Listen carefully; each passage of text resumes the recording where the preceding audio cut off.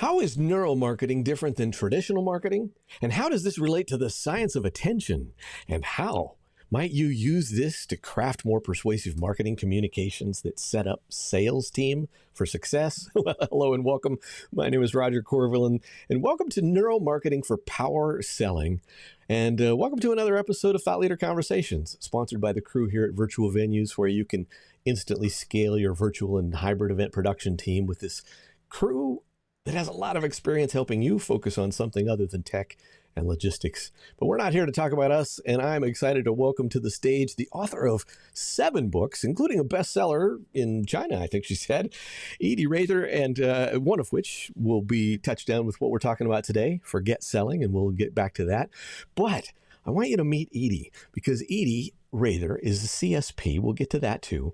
TEDx and international keynote speaker, change strategist, brain trainer, multiple book author, including Forget Selling, 12 Principles of Influence, and Persuasion in Sales, Leadership, and Life, has inspired more than 3,000 professional associations and Fortune 500 companies, has appeared in countless publications, such as the Wall Street Journal, USA Today, and Selling Power, and importantly, CSP, Certified Speaking Professional, the highest earned award from National Speakers Association. That's a really big deal. Dopamine diva, maestro of motivation. Welcome, Edie. I'm glad you're here. It's so good to be here. Wow. I wish I could clone that introduction. You're wonderful. Let's do that again. All right, the check's in the mail. Yeah. Tell us a little more about who you are and what you do. Well, I have a background actually as an occupational therapist, liked the psych part the most, got my master's in clinical counseling. So I do have a psychotherapy background, started doing a lot with neuroscience 50 years ago, hypnosis, brain training, and so forth. But science hadn't proven what I was doing, except what I was doing was working. So for my whole life, whether it's children or CEOs of Fortune 500 companies, I'm really about helping people think bigger, better, bolder, to get the results and performance that they desire. That's it. It's great. Well, let's dig in. Let's begin even with definition. What is neuromarketing and how is it different than traditional marketing? Well, and I do work in stress management wellness because of my healthcare background. And so I was doing neuro wellness. And then I have a children's character building program. Actually, my first TEDx talk, Brain Fitness for Kids, Cloning the DNA of Einstein, reveals all of the magic in that program.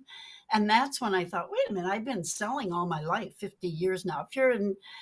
If you're a solopreneur, you got to know how to sell, right?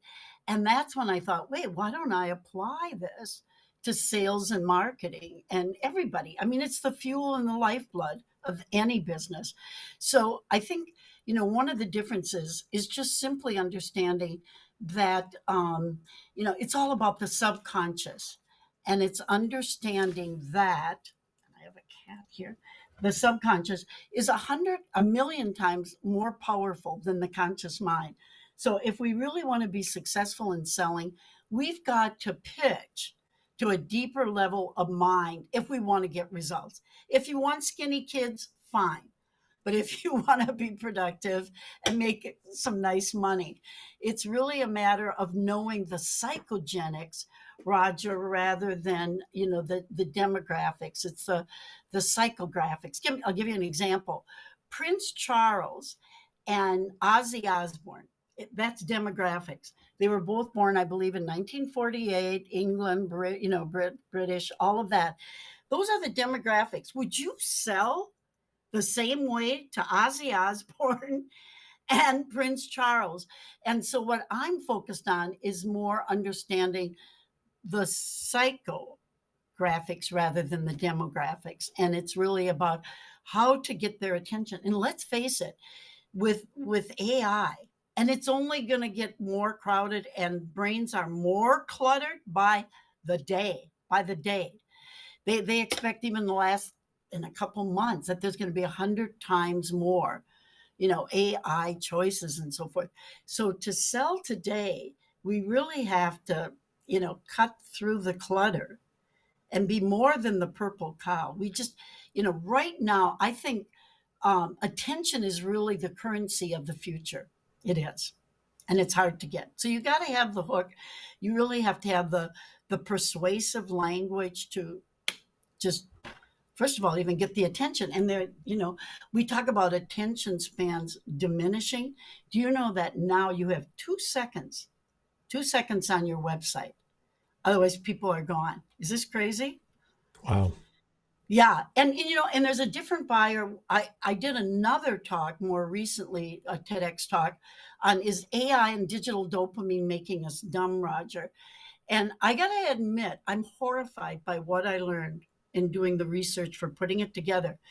The average IQ in my age group, I'm 80. My age group is, about average, almost 15 points higher on an IQ test than the average today. So there's a whole different part of the brain that we're selling to, just because, I hate to say it, there's a little bit of dumbing of America going on. It's not good news, but we can't correct a problem unless we address it. So I'm getting it out there.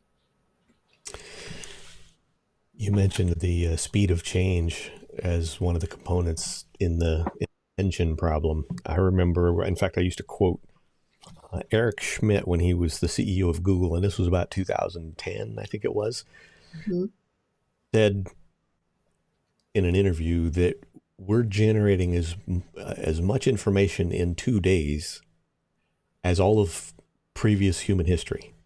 And that was 14 years ago. So to your point, and I'm a heavy AI user, I love it.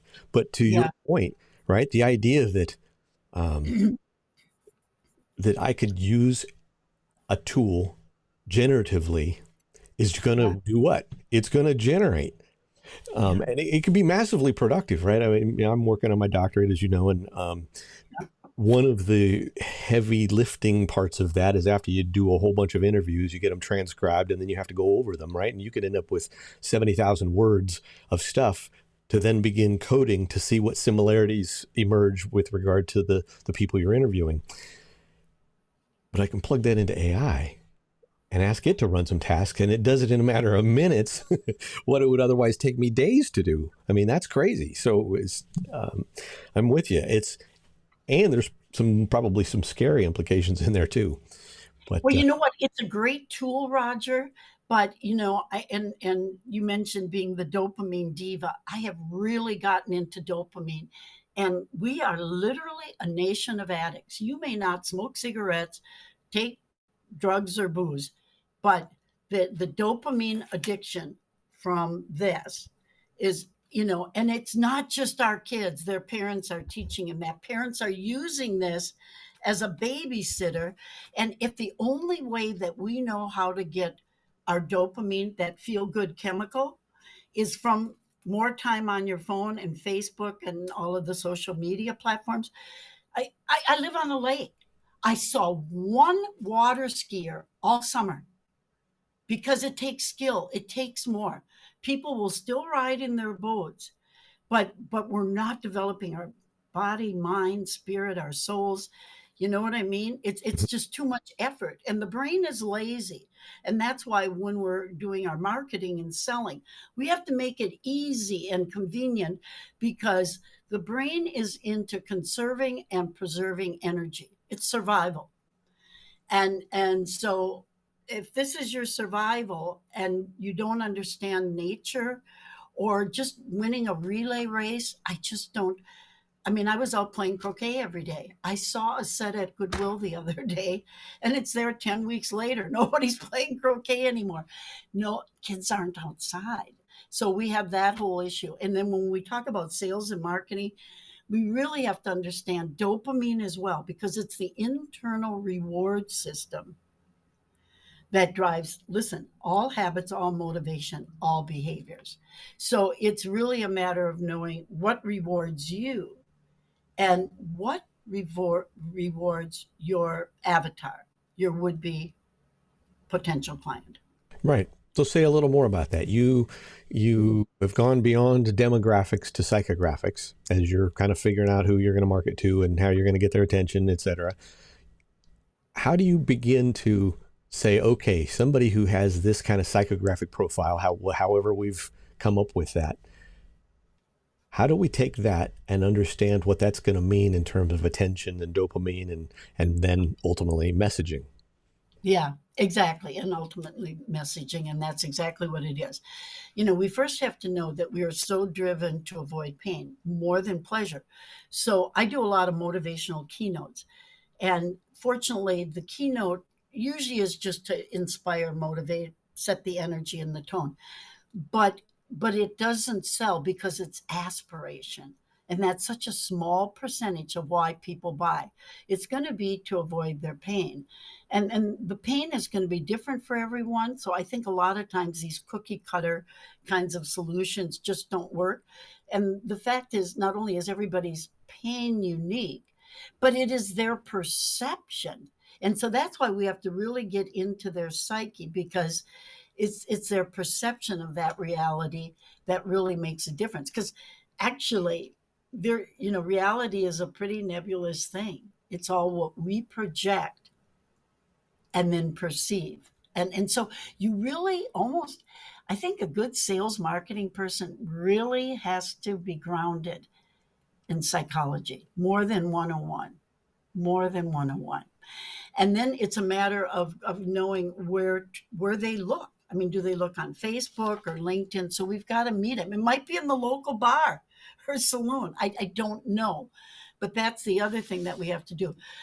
But I know this, that about, there's different numbers on this, but basically about 95%, of all decisions are made on the subconscious level. I have been drinking the subconscious since I was 20 years old, for 60 years, because it fascinates me. We have to realize the subconscious is 1 million times more powerful than the conscious mind.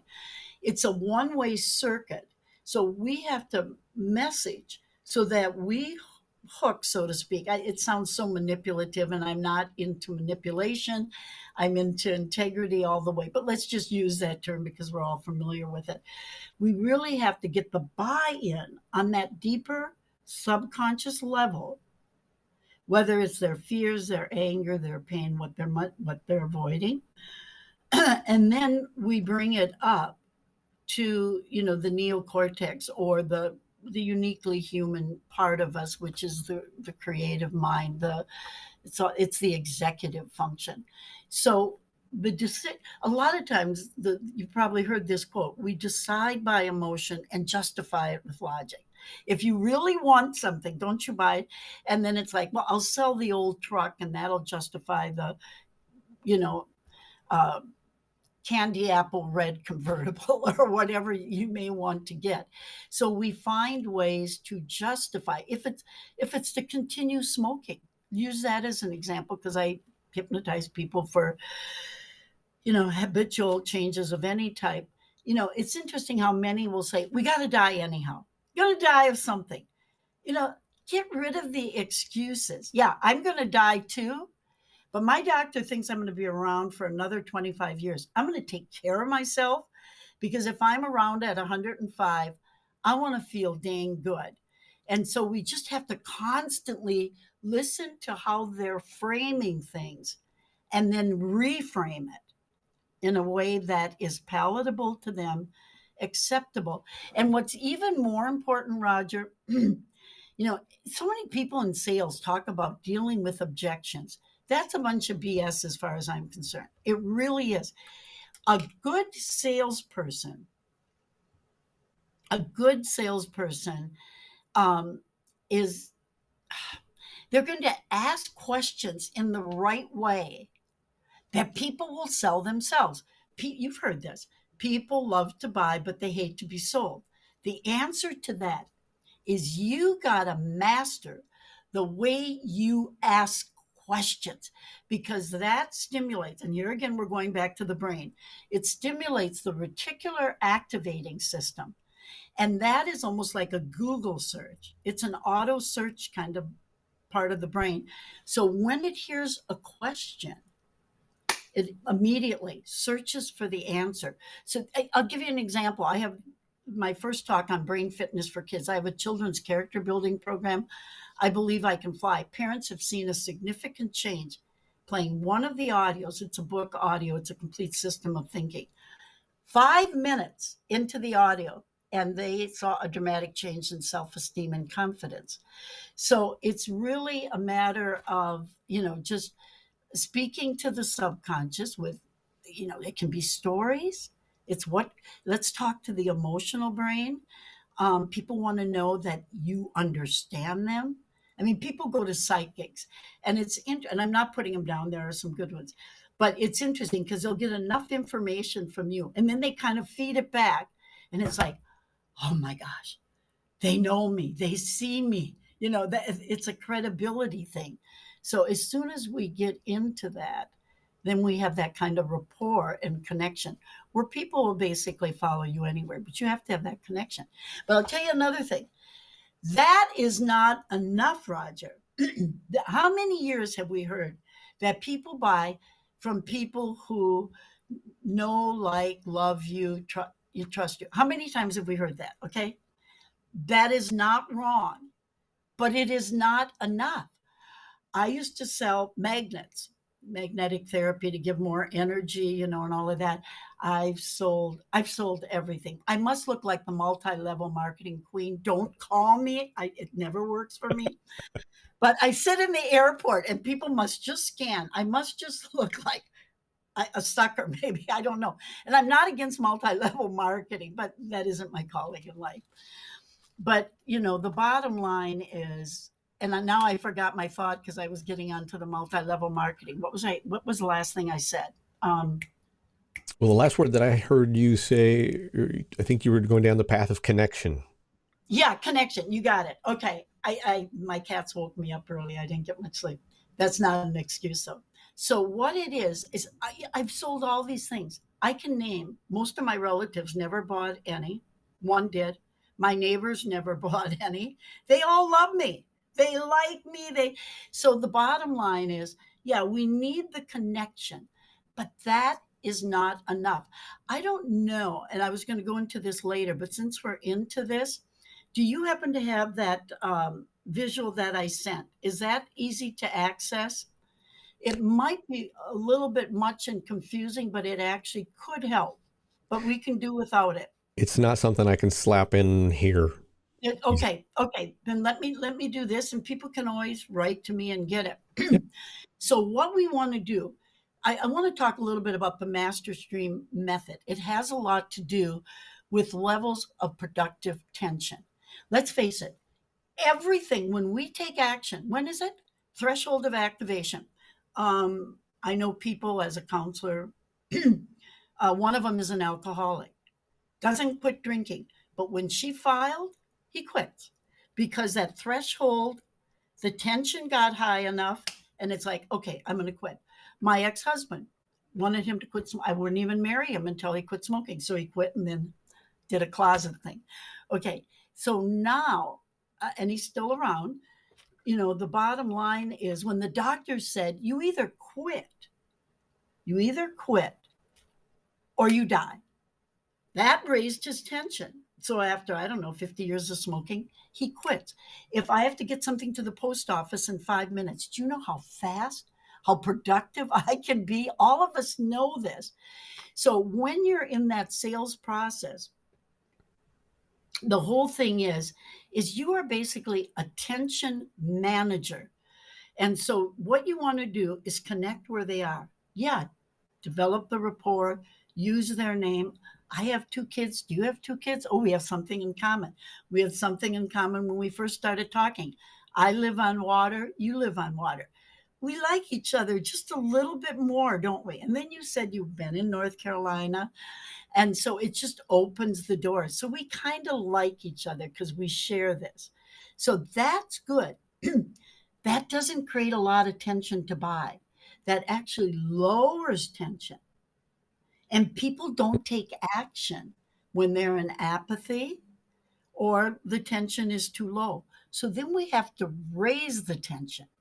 And the way we raise the tension, I cannot emphasize this enough, is becoming a master of asking questions. By the way, children that were asked more often, what do you want to be when you grow up? Or any question, are more successful in life. Because what's happening is every time they're asked that question, the reticular activating system is planting seeds of greatness in their mind. You can plant stuff in your avatar's mind, your potential client's mind, but it also plants in your mind. If I say, what would you be doing if you knew you couldn't fail? Your brain automatically starts looking and you start setting your goals, as opposed to saying, you could be doing a lot more and you probably, if you didn't feel like you could fail. Has nowhere the resonance, does it? So I cannot emphasize enough that you manage people and yourself by the questions that you ask. So now we start asking questions, like it might be, if you don't act, what is the price you pay? Yeah, the price you pay may be $3,000. But if you don't act, what is the price you pay? Whether it's a physical pain, whether it's investing, in a seminar that you might be selling, whatever it is, what is the price that you're paying for doing nothing? And by asking those questions, they become aware of their need for what you might have, not to sell, but to offer as a service. I always like to look at myself as offering a service. You are too. Yep. And that makes them so aware. There's no objections. By your questions, they're then saying, where do I sign? Where's the dotted line? I got my pencil handy. I'm ready to go. So we bring up the tension, we bring up their awareness, and we bring it from the subconscious to the conscious level where the final action and decision is made. Now, but once they see you as the solution, that's good. I think it is. Is it? I think it is. But when you have a resolution, Roger, it's funny, I sent you 20 questions. One is all we need. I just take off like a top. Okay. When we have that, okay, so now they're selling themselves, but there's resolution. What happens? Then people lower their tension. How many times have you signed up for something, but if you had 3 days to rescind, you might rescind? Could be buyer's remorse, whatever you want to call it. But that's because the tension is lower. I'll tell you something.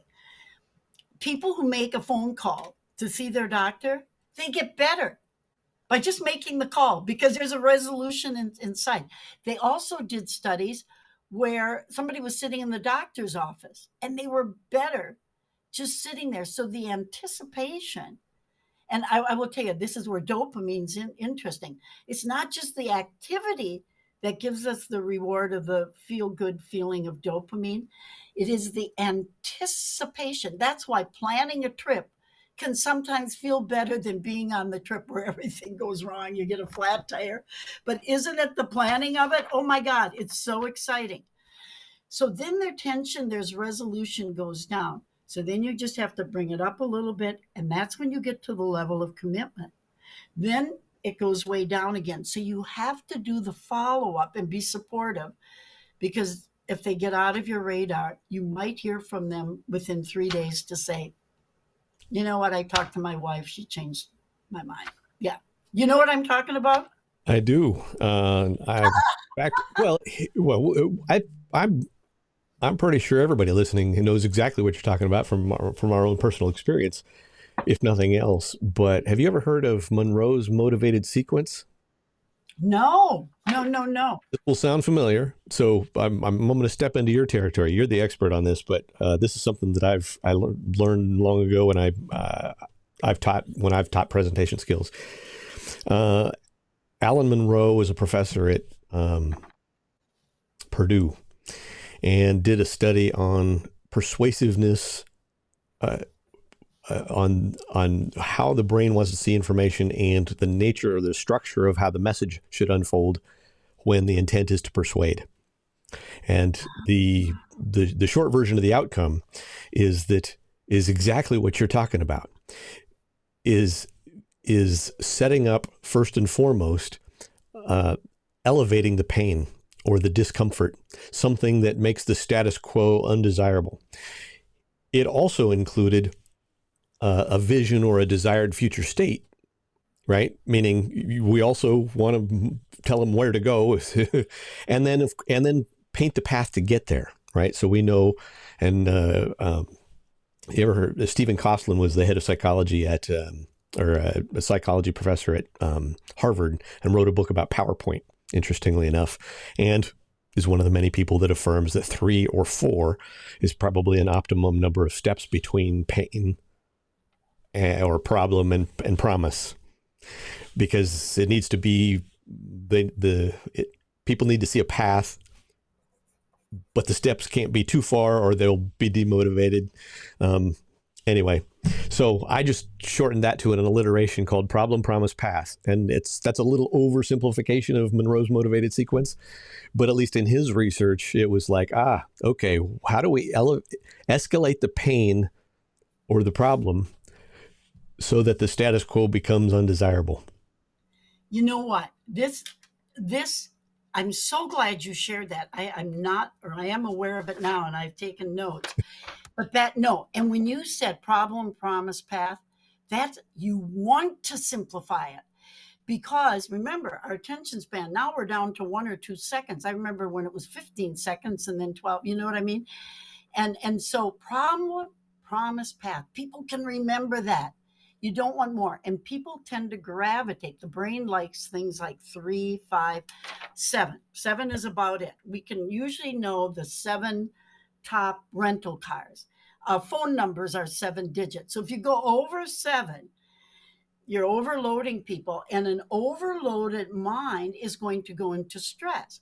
Now, do people in high stress buy? Heck yes. They want an answer, right?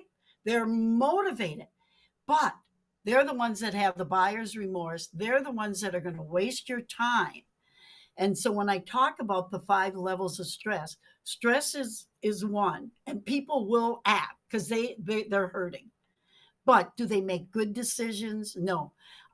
They go to one therapist and then they go to another, and they, whatever it might be. And so then the next is power stress, Roger.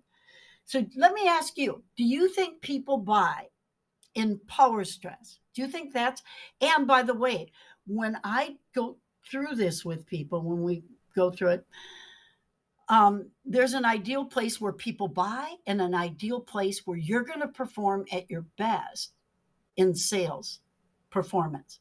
So let me ask you, do you think power stress is a good place to be? It's where you've got some stress, but you have a certain amount of power, because the core of everything, Roger, is control.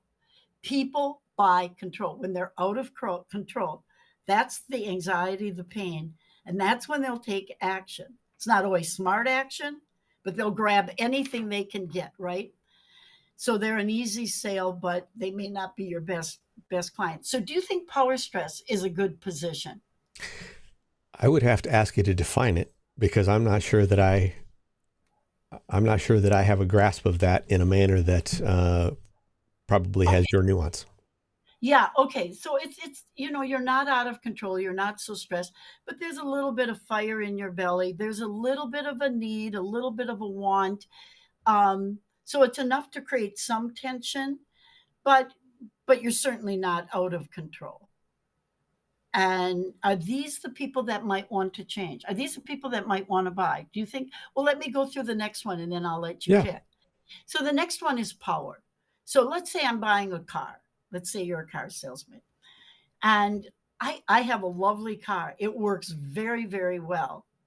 But I do like that candy apple red convertible. I like it. But the one I have is a nice Lamborghini. I'm okay with it. So yeah, I might, but there's not a lot of pressure saying, it's not like I got flat tires. Okay, and then there's power apathy.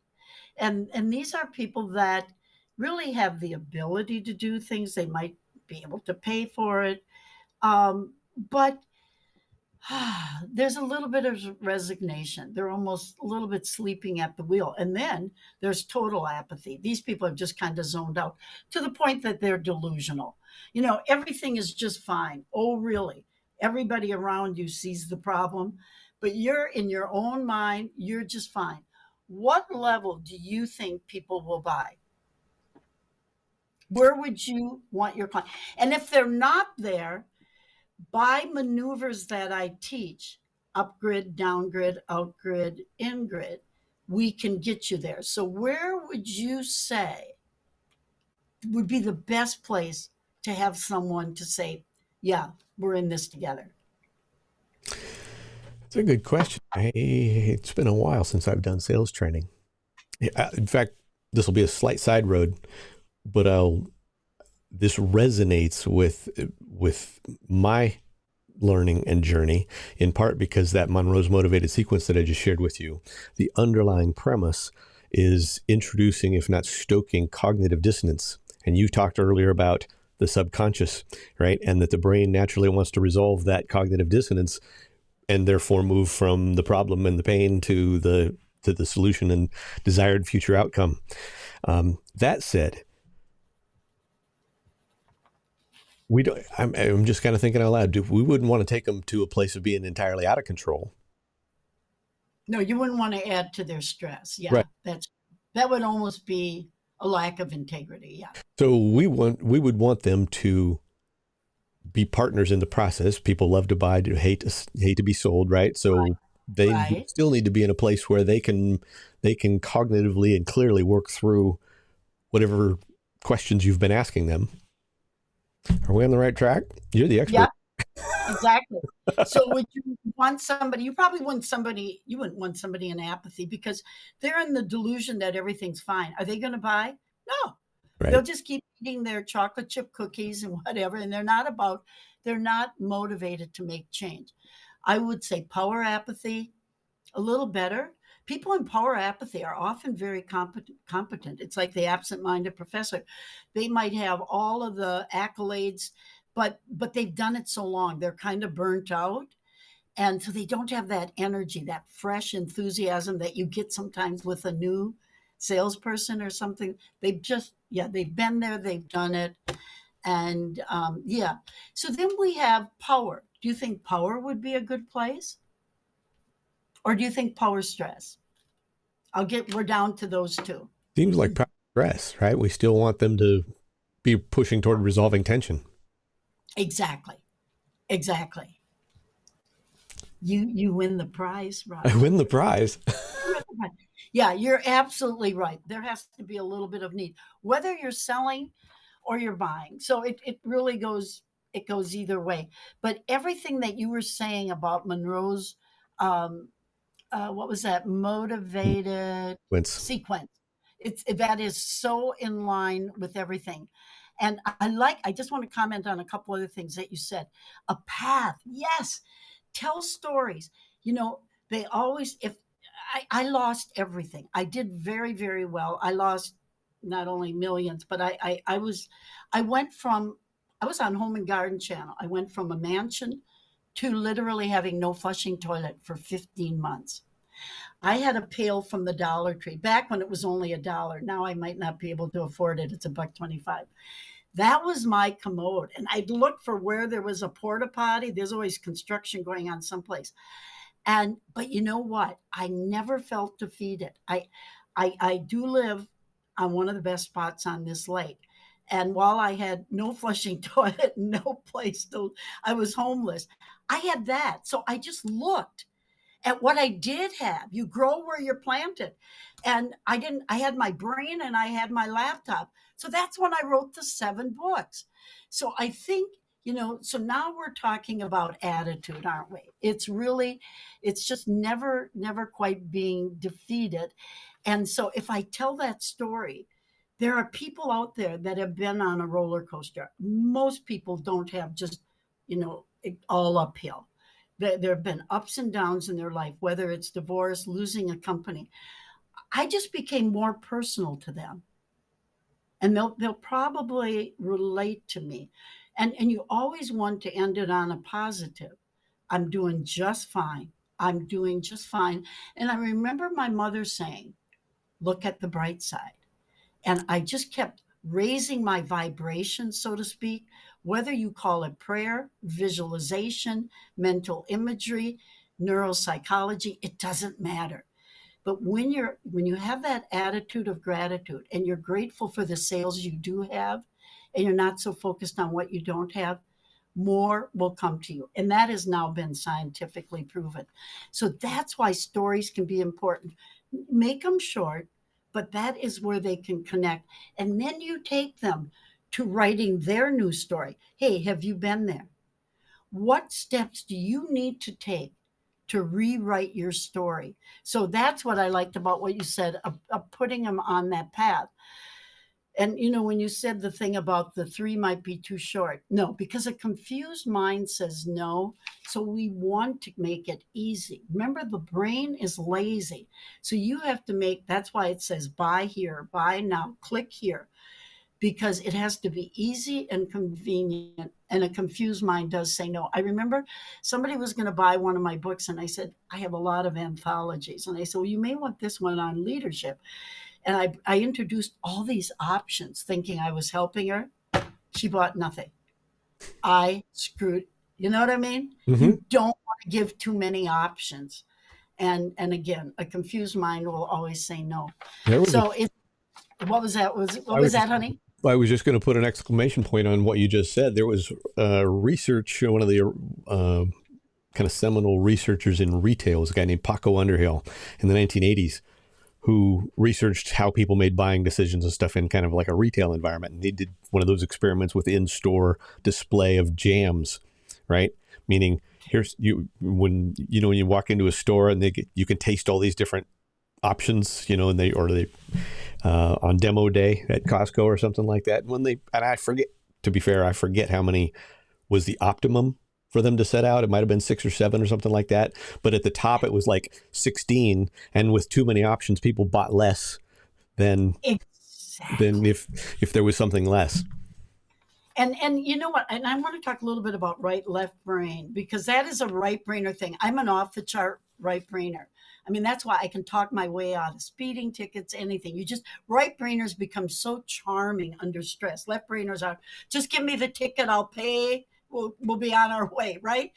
and while you were talking, I also wanted to add this on to what you just said, Roger, is that, we talk about features and benefits, but when you go deeper into the subconscious, you're talking about the benefits of the benefits. It's like peeling an onion. So you might say, what's the benefit? Well, I'll make more money. No. That's not the benefit. What will the money give you? More freedom, more time to ride my jet ski. So the benefit isn't the money.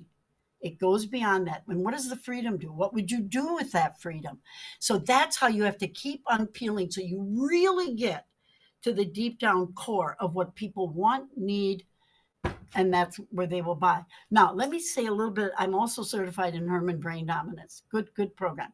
The stuff that I was talking about, the tension management, that is one of my most favorite models. I think it's light years ahead of any sales model out there. But right and left brain, we have to realize too, I think too many people are almost thinking, they have this magic formula. No, it all depends. You know what? If all people were cookie cutter, that would be great. But how would you sell to a right brain person as opposed to a left brain person? And so when we talk about, we decide by emotion, justify it with logic. Do right brain people buy more out of emotion or logic? And I know you know the answer. It's emotion. Right. Yeah, they're going to, and that's why I sign up for every stupid, all these webinars I'm on, and I put down my credit card. And then if I've got a couple days, I'm like, it takes longer for right brain people to get that circuit to go up. And actually the circuit is only one way. And so we do have to kind of watch that. That's why I have a left brain person, and I run things by him. He drives me nuts. He's so left brain, so analytical. He wants all the facts and figures, and I just want to, impulsively get it. But every time I have screwed up, it's because I didn't run it by Barry. That's it. And so sometimes we need that balance. And so if you are selling to a left brain person, do a quick summation of who they are. And if they're left brain and they want more facts, figures, and statistics, that's what they're basing their decision on. And other people, as long as there's a good sound system in the car, they don't care about the Bring, miles per hour. They bring, don't care if there's that's me. tires on. What was that? I said, bring it. That's me. Yeah. I know. Just bring it on. So I think we all have to realize, Roger, that we're in the business of transformation. That is what we're selling. When we go to these networking things and we say, I'm this and I'm that, I do believe, I like to say, as a international keynote speaker, whatever, I try to have one sentence where there's some credibility. And after 80 years, I would think my resume is a little bit longer than somebody 25 years old. But after that, it should be all, what am I going to do for you to transform your life, to give you more control, to ease your pain? Then once you're easing the pain, then that last 10, 20%, then that can be aspirations. That's where the story, what's your new story? That's where you take them on the path. That's where you ask them the question, what would it look like if you took this action? And if you don't take it, what is the price you pay? So you get them to get very clear. And then it's easy. It's really, and you have to make it easy. So in a way, we're in the transportation business, because what we're doing is taking them from where they are to where they want to be. And I'll tell you one other thing. You got to look at the obstacles. So many people are I'm an optimist and I want to be positive. But once you take away the barriers of their beliefs, you will only succeed to the level that your belief will take you. And it's amazing how many younger people have never heard of a governor. Roger, are you old enough to remember there used to be a governor on a car? Oh, yeah. So you could set it. So it couldn't go more than 40 miles an hour. Well, if you're in selling, and if you had a father, for example, that said you're never going to amount to anything and you're never going to be able to sell a book or a dime, that belief, if it was said repeatedly, is now rooted into your subconscious. And you can do every one of these kind of, podcasts. You can read all the self-help books. It's not going to make a difference until you change your belief system. I always say, when we're talking about persuasion or negotiation, you don't get what you deserve. You get what you negotiate. But even more so, you get what deep down you believe you deserve and can make happen. That's why I bounced back. Not only did I lose every dime, I lost 4 to 5 million. I lost every dime, but I think I had probably $250,000 in debt, and I am above water. And so what I'm saying really, will make the difference. It's all the power of belief. And so many people just have it. We all have a set point with losing weight. We have a set point. How many people will lose weight, then they gain it back? There is a set point in your subconscious of what you believe you can achieve and what you deserve. And if you don't reset that, then no amount of learning, no amount of sales courses are ever going to make the difference. Let me tell you a story. I just heard this the other day. Some of you may have heard of the actor Jim Carrey. You know him? Oh, yeah. Oh, you do? Okay. I don't go to a lot of movies. So anyway, listen to this. He was I think he was in his 20s, wanted to be an actor, was ready to work in the factory because, as you know, a lot of actors end up as waiters and waitresses rather than in Hollywood. Okay.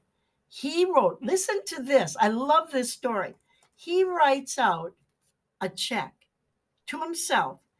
Unfortunately, the only thing he did wrong, he post-dated it 10 years. He should have made it 10 weeks.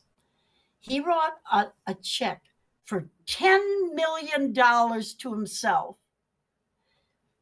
And guess what happened 10 years later? I forgot the name of the movie, but it was a big movie, and it brought him 10 million.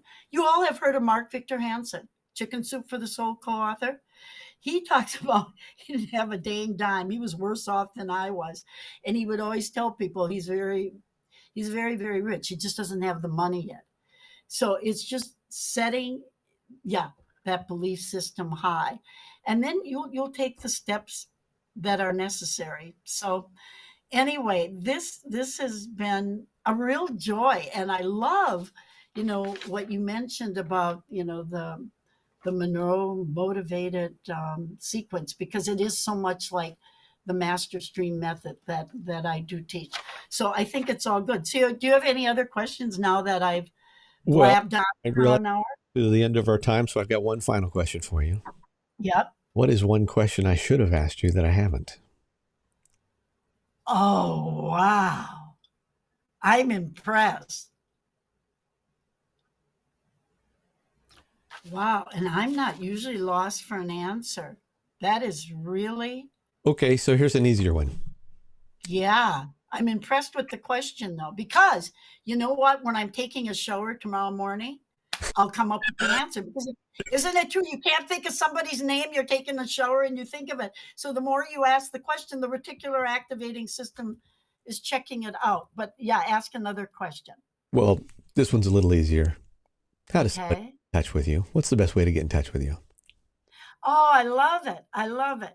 Edie at Raether.com. My name is there. So just put the @ in between. And my website is just EdieRaether.com. See, I'm keeping it very simple.